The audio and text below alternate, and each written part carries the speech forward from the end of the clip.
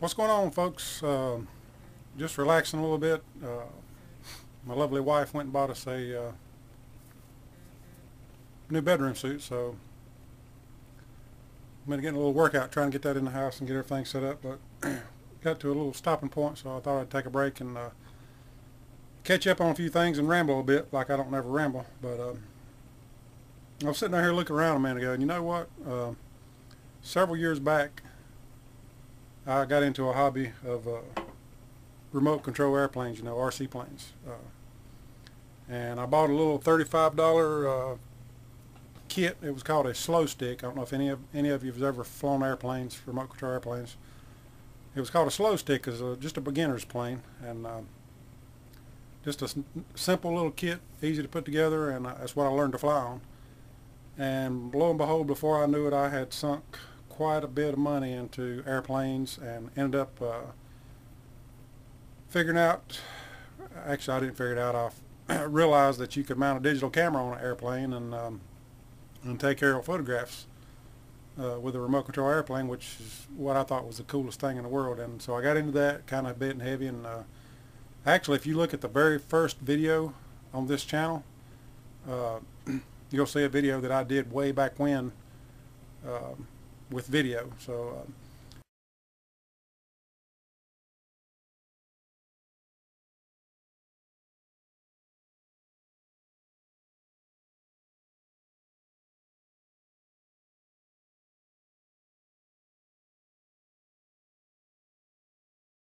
done a little business with it there for a while and kind of got burnt out on it, and but it was a fun hobby, and I could take a lot of pictures, done some business and residential stuff. But anyway, I say all that to say this.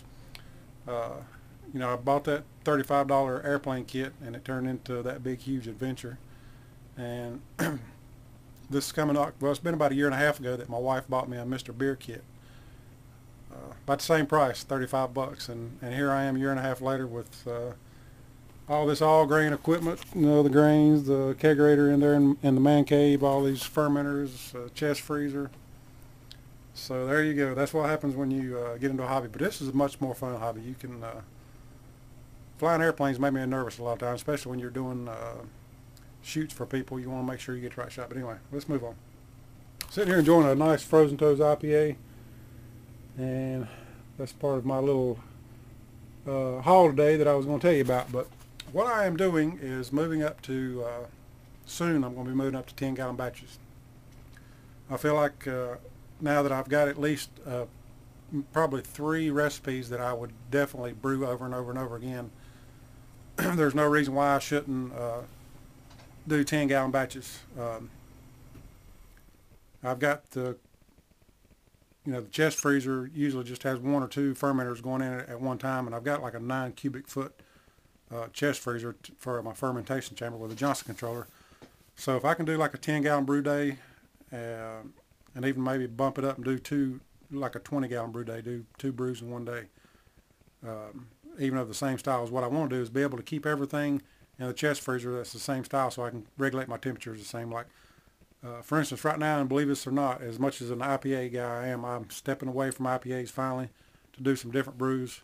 Hopefully it might help me with some things in my future. I don't know about that, but we'll see. But anyway, I just want to get some different styles under my belt and learn how to do some different things. And so I jumped right into a German Hefeweizen, Bavarian Hefeweizen, and brewed it Sunday, and my numbers were off. My grain absorption was more than I expected. I didn't research it enough, but it's going to be a learning curve, after you do one style, like for 10 batches and you've never done anything else. But anyway, so what I'm saying is, like right now I've got an IPA dry hopping in the chest freezer, and I've got the Bavarian Hefeweizen, just put in there yesterday. So it's kind of 2 different temperature ranges, and so what I want to do is step up to a 10-gallon batch at least, maybe a 20-gallon brew day, so I can pack that chest freezer full of one style, and it'll be in there for 2 to 3 weeks at a time, and then do the next batch of whatever,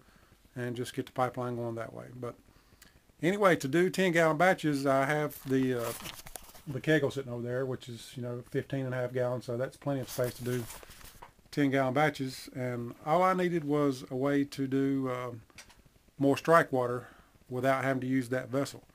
And you know, if I'm doing like a 1070 beer, maybe I think one of my IPAs was like 14 pounds of grain. So if you double that, you got 28 pounds of grain, and you're gonna have like eight or 9 gallons of strike water, which obviously I can't do in my little 5-gallon pots that I use over there. I could if I wanted to do one or the other. It's just too much of a hassle. So I don't know if I've ever mentioned this before, but when I bought that keg and converted it to a Keggle, actually I bought 2. And that's the second one. I think I have videoed this before, but this is the second one. And I thought, why not put it to use? So the top has been cut out, and as you can see, the edges are really ragged. I haven't had a chance to clean it up. So I'm going to clean that bad boy up, and this is going to become my hot liquor tank to do my strike water and sparge water for my 10-gallon batches. I've already got one item in, or actually 2 items. I'll show you them. But this is from Bargain Fittings, and I've already done a video on how to install this on the other Keggle, which is that right there. If you haven't seen it, it's got a lot of views, and people seem to enjoy it and how I went through it. So go back and look at that if you've never seen how to install one of these. So I bought another one for the HLT. So it's a 1/2 inch 2-piece stainless steel ball valve with a copper pickup tube for the center. And while I'm on that subject, well, this is going to go on to the hot liquor tank. But when I get a chance, I'm going to take my boil kettle pickup tube and move it over to the side wall. I'm going to either put a 90 right there, or I'm going to take this off and bend it so it goes to the side. And the reason I'm going to do that is because when I use my wort chiller, it wants to sit cockeyed down in there. Obviously it won't sit right on top of that and go all the way down flush with 5-gallon batches when I do 5-gallon batches. So I want that to be able to sit all the way flush. I think it'll help me with my, you know, get my wort cooled down quicker. And yeah, so I'm going to do that. It won't be that big of a project at all. But anyway, got the stainless steel ball valve and a pickup tube for this bad boy. So as soon as I get that edge knocked off there and cleaned up, and props to my neighbor for cutting that out for me. He just jumped right on it one day. I had it sitting outside and said I was going to do it, and he grabbed the angle drill, yeah. I'm drawing a blank. The angle grinder. Yeah. He grabbed my grinder and went to town on that thing and cut it out for me. And all I do is take a really large plastic bowl and set over it and draw my line out. You know, that's enough. So as soon as I get that edge knocked off, or before, I'll take and install this ball valve and pickup tube on this thing. And as soon as Mr. Bobby M gets his sight glass back in stock, I'm going to get another sight glass. But this time I'm going to get the option to have the thermo well with the thermometer, which I should have done on that one. As you can see, all it is a little 90 sticking out with the sight glass, but doesn't have the option for a thermometer. I don't know why I didn't do that, because it's dumb to have to stick a digital thermometer down in there in the steam, and well, not in the steam when you're heating up water, but I'm going to go ahead and have a thermo well and the absolutely cannot talk. Thermowell thermometer option on this new one. There. Alright, so what am I going to do about having 9 gallons of strike water in the Keggle and transferring it to my Mash Tun? I guess you can see behind me. I thought about different options. Of course, I can dip it out with a, you know, like a jug or whatever, and screw that. I ain't going to do that. So today, this purchase came in, and I'm sure several of you are going to know what this is without me even mentioning it. But this is a March pump. It's the 809 HS. It's not the center, the HS-C, which has the center inlet housing. I think all the center inlet gives you is more or less. This is the in. This is the out, and on the 809 HSC, the the N is right here. It's like a center input, and I think from what little bit I've read, that just gives you like a gallon and a half more per minute. And I've got my sheet laying right here. I guess I could look at it. Yeah, this one's spec'd at like 6 gallons per minute, and the center version is like 7.5. So I really didn't pay that much attention to it when I bought it. I went ahead and I got this on eBay for like 130 bucks. It's brand new, and I already had the cord, 6-foot cord with the end on it. You can buy them with no cord. You can buy them with a cord and no plug. So there's different ways of getting them. So what the heck? But basically, what I'm going to do is probably before long invest in another SQ14 burner, and I'll probably end up moving towards some kind of 3-tier system maybe down the road. I don't know. I've kind of fiddled around with ideas. Right now I take my burner and move it outside, and I won't go through the whole process. I'll just explain it real quickly if you've not seen it. But I'll put my burner outside. I'll heat up my strike water in a 5-gallon pot. I'll bring that in here, dump it in the Mash Tun.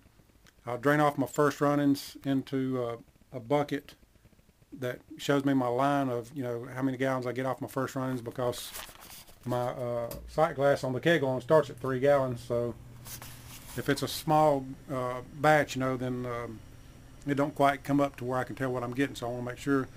So then I'll take from the bucket and put it into the Keggle. Take and heat up my sparge water after my mash is done, and dump it back into the Mash Tun. And by that time I've got my first runnings into the Keggle. Then I'll drain my second runnings into the Keggle. While it's sitting on the burner, I will have brought my burner inside and set it on the dolly and everything that you see it sitting on there.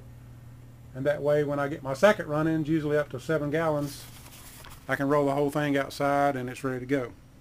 So to keep from having to do all that, eventually I will just get me another burner, have it sitting outside from a hot liquor tank, and heat up my strike water, my sparge water that way, maybe all at one time, just have the whole thing in there. And somehow or another fasten this March pump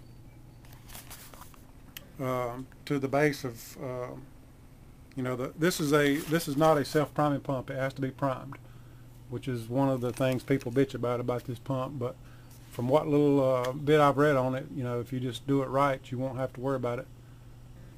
As long as it's mounted below the surface,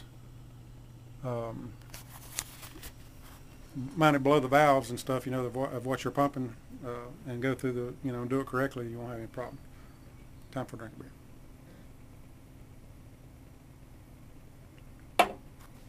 So just picture this Keggle as a hot liquor tank sitting on another burner outside my door there, where I heat up my strike water and sparge water.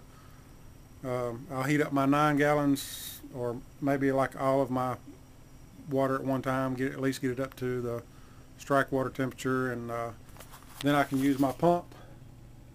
And I guess I'll mount it on something. I'll have to build me a little stand and get it mounted below, because it's going to have to be mounted below that. And obviously it'll be sitting on a burner anyway, but I don't know if it's going to be low enough. But anyway, the pump, will obviously be hooked up to the hot liquor tank, and I can pump the strike water from right outside that door to right inside this door to my Mash Tun via silicone hose. And hopefully that'll all work well. If it don't, I can move the Mash Tun outside.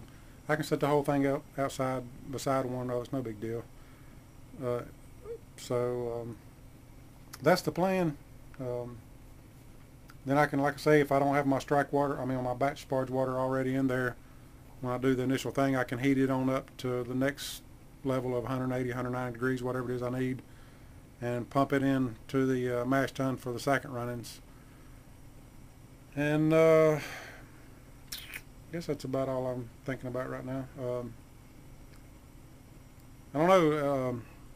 I would like to have one of these nice 3-tier systems. A lot of people have, but I guess I'm slowly getting that way, that direction. Just kind of doing it one piece at a time, as the old Johnny Cash song says. But maybe I'll have all this set up side by side one day, like hot liquor tank, Mash Tun, boil kettle.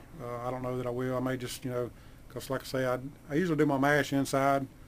I don't know why I don't really have to, but it's so in the summertime it's going to get really hot right there by the door. That's where the sun goes down out there, unless I do it get started really early. So I can be in here in the nice cool basement doing my mash and my first and second runnings, and then have everything on that boil kettle and roll it outside and when I want to get ready to do my boil. So that's where we're at. So I guess maybe the next time I video I'll show you the finished product on the old Keggle here, the second one, and the ball valve and pickup tube installed, and hopefully I can get the sight glass, which I don't have to have it right now. I can measure out my water if I have to. It's going to be handy to have, though. I've already figured that out. So hopefully I'll have that in before too long and get that bad boy going. So there we are, and can't think of nothing else I want to holler at you about. So got any questions, comments, lay them on me later.